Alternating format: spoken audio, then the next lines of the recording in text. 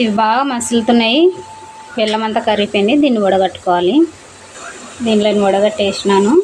కాస్త ఇలాచి పొడి,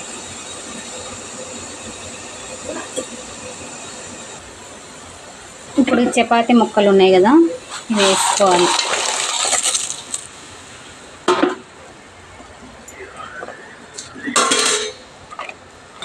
మరి ఎక్కువసేపు ఉడికకూడదు, కాసేపే.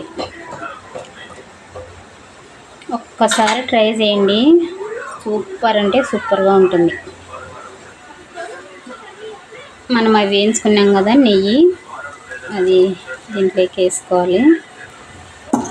జీడిపప్పు లాస్ట్లో వేసేస్తాం.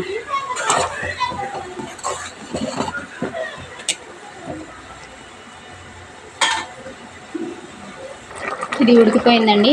మరీ మెత్తగా ఉడికకూడదు, ఒక మాదిరిగా మాత్రమే ఉండాలి. ఇప్పుడు ఇది వేసుకుందాం.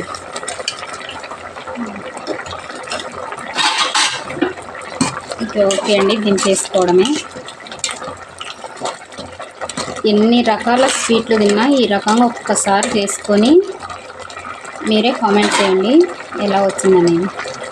ఇంకా ఆఫ్ చేస్తున్నాను.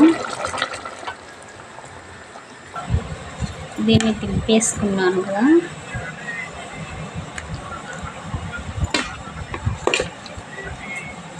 ఒక్కసారి ఈ స్వీట్ తిన్నారంటే మీరు మళ్ళీ మర్చిపోరండి, అంత టేస్టీగా ఉంటుంది. ఓకే అండి, చపాతీతో స్వీట్ పాయసం రెడీ అయిపోయింది. దీని తయారీ విధానం ఎలా చేయాలో అన్నీ చూసేయండి. Okay friends, bye.